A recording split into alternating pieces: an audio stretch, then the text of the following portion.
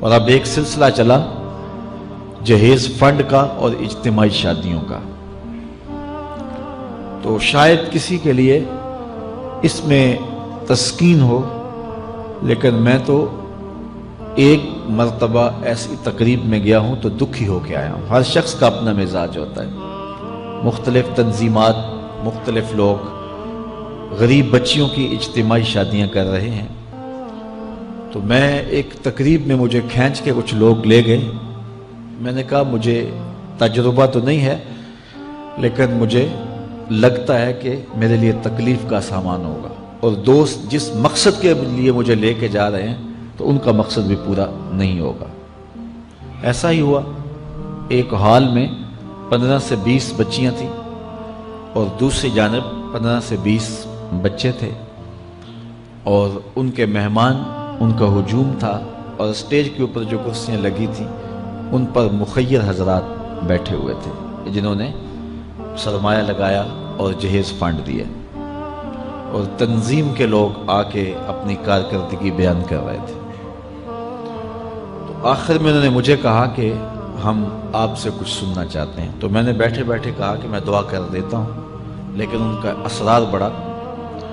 تو میں نے مائک پہ آ کے کہا کہ انسان کی زندگی میں 3 موقع ہوتے ہیں جس دن وہ مہمان خصوصی ہوتا ہے، اور سب لوگوں کی نظر اسی کے چہرے پہ ہوتی ہے. ایک جب وہ پیدا ہوتا ہے تو کالا کلوٹا بھی ہو تو ساری بستی اس کا منہ دیکھنے آتی ہے، اور اسے بہنیں چاند کہہ کے پکارتی ہیں، چاہے اس کا رنگ گہرا سیاہ کیوں نہ ہو.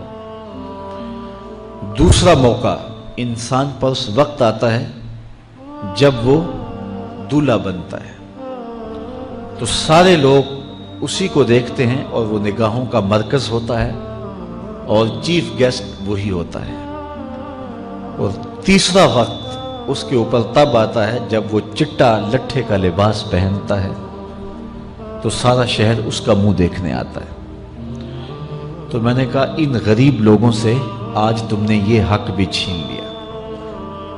آج مخیر حضرات کو اوپر بٹھایا اور ان کو نیچے بٹھایا ہوا ہے، اس لیے کہ یہ غریب ہیں، اور کسی کے چہرے کے اوپر میں نے کہا خوشی کے آثار نہیں نظر آ رہے، اداسیاں ہیں، اور اتنے لوگوں کو ان کی غربت کا گواہ بنا رہے ہو. ایک دم سکوت طاری ہو گیا حال پر، چونکہ مجھ سے وہ کچھ ایسی باتیں سننا چاہ رہے تھے جس سے ان کو داد ملتی. میں نے کہا تمہارے جذبے اپنی جگہ پہ، لیکن کاش کے رات کے اندھیرے میں ان بیٹیوں کے ماں باپ کو تم نے کچھ پیش کیا ہوتا اور یہ اپنے گھر سے رخصت ہوتی تو عرش والا رب بڑا راضی ہوتا. لیکن برا کرے نمائش کا کہ ہم نے ان بیٹیوں کا تماشا لگا دیا. میں ایک شہر میں گیا تو وہاں آج کل وہ پہلے تھا نا عمرے کے ٹکٹ محفل نعت میں، تو آہستہ آہستہ مجمع سمٹ گیا. تو اب ایک نیا سلسلہ شروع ہوا ہے کہ جہیز کی پرچیاں نکالی جائیں گی. تو اسی سال آپ کے قرب میں ایک جگہ 10 کے 15 جہیز فنڈ تھے. تو مجھے خطاب کرنے کے لیے انہوں نے کہا، تو بڑے شوق سے منتظم محفل نے بتایا کہ 15 بچیوں کا جہیز بھی نکالا جائے گا، اور اس پردے کے پیچھے ہزاروں بچیاں بیٹھی ہوئی ہیں. تو میں نے اپنی گفتگو میں کہا کہ یہ ظلم نہ کرو، یہ زیادتی نہ کرو. تمہارے پاس 100 لوگوں کا کھانا ہے تو 500 لوگوں کو نہ بلاؤ کہ تم قرعہ اندازی کر کے 100 آدمیوں کو کھانا دے دو اور 400 آدمیوں کو کہو کہ تمہارا نام نہیں نکلا. تمہارے پاس 100 کا کھانا ہے تو 100 کو ہی پردے سے بلاؤ اور ان کو کھانا کھلا دو. میں نے کہا 10,000 بیٹیاں اس پردے کے پیچھے بیٹھی ہیں آپ کے بقول، اور آپ ان میں سے چند کو قرعہ اندازی کے ذریعے جہیز فنڈ دے رہے ہیں. ہر پرچی پہ 10,000 بیٹی کا دل دھڑکے گا کہ شاید میرے مقدر جاگ پڑے اور غموں کی سیاہ رات ختم ہو گئی. لیکن جب آخری پرچی کے بعد اعلان کیا جائے گا کہ قرعہ اندازی مکمل ہو گئی تو کتنی بیٹیاں گھروں میں جب واپس جا رہی ہوں گی تو تم نہیں جانتے ان کے قدم کتنے بوجھل ہوں گے. اور رسول اللہ کا میلاد ہو اور بیٹیاں آنسو بہاتی ہوئی جائیں. تو میں نے کہا تم خوشیاں خریدنے لگے تھے، غم خرید لیے تم نے. خوشیاں بانٹنے لگے تھے، غم بانٹ لیے تم نے. تو یہ زیادتی نہ کرو. یہ جو رواج پڑ رہا ہے یہ اپنی نمائش کے لیے. خدا را آگے تم نے عمرے کے ٹکٹ بانٹے، بہت کچھ کیا لوگوں کو اکٹھا کرنے کے لیے، اور کیا کیا رنگ اپنائے گئے.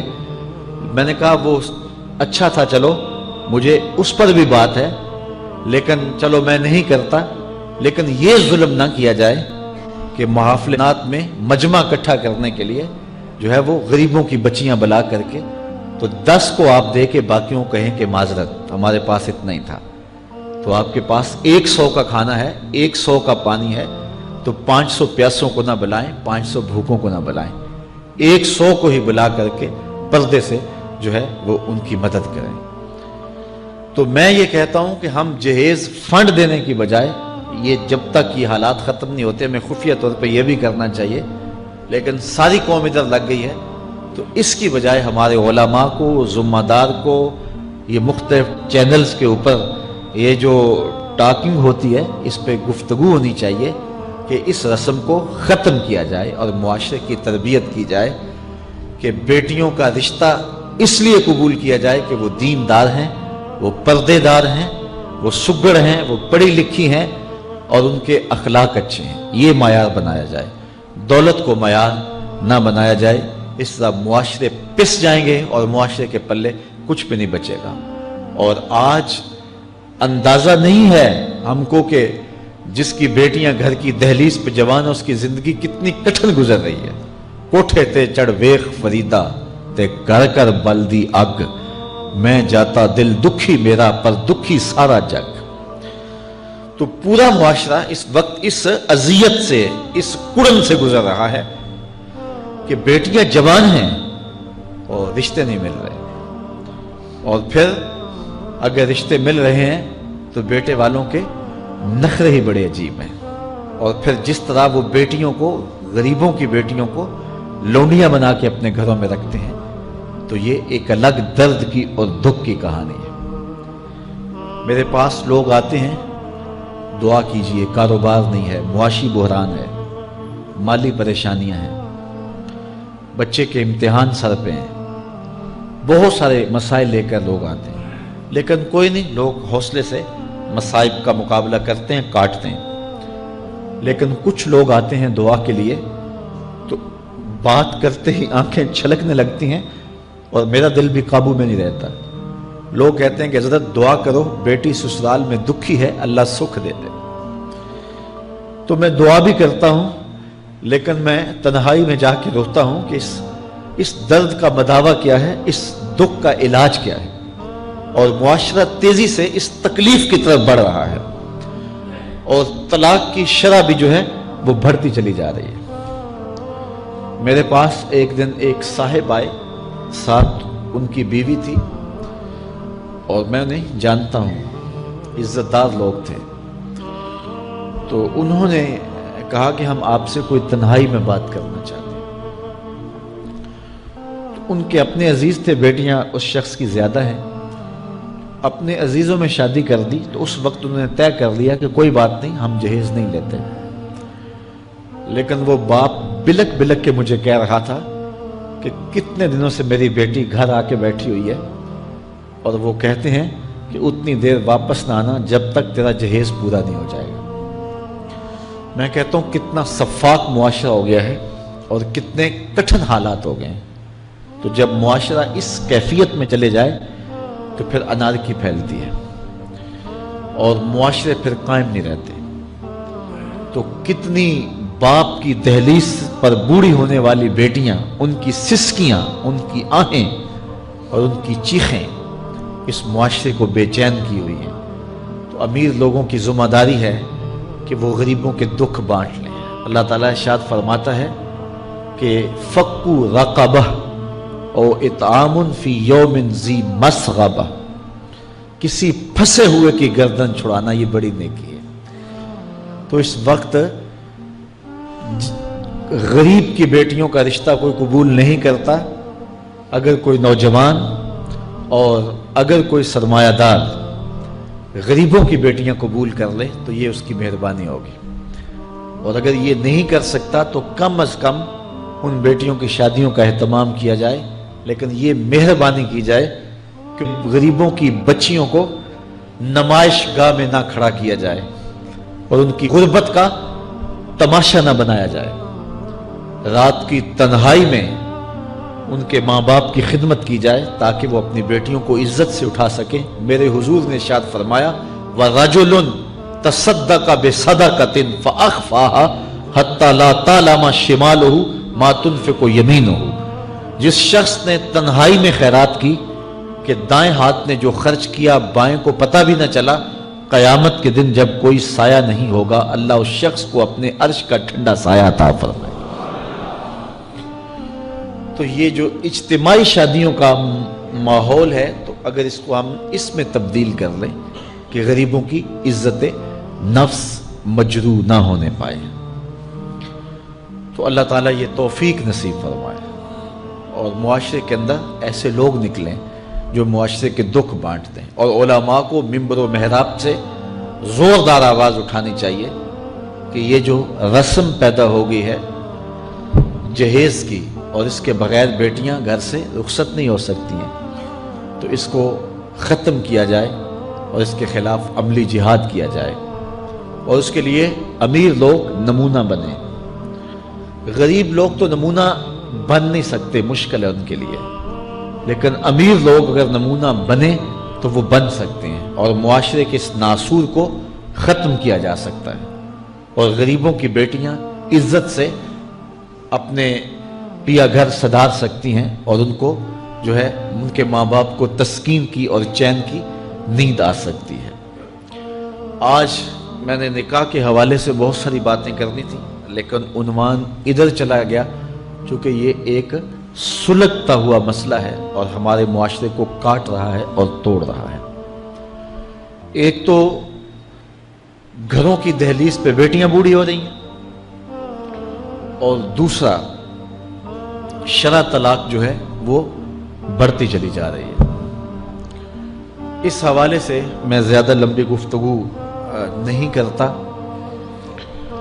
صرف 2-4 باتیں کہ طلاق اگرچہ مرد کا شرعی حق ہے اور اگر نباہ نہ ہوتا ہو تو طلاق دینا ناگزیر ہو جائے تو طلاق دینا ہی پڑتا ہے، لیکن اس کے باوجود اگر کوئی شخص اپنی بیوی کو برداشت کرتا رہے تو قیامت کے دن رب کی رحمتوں کا حقدار ہوگا.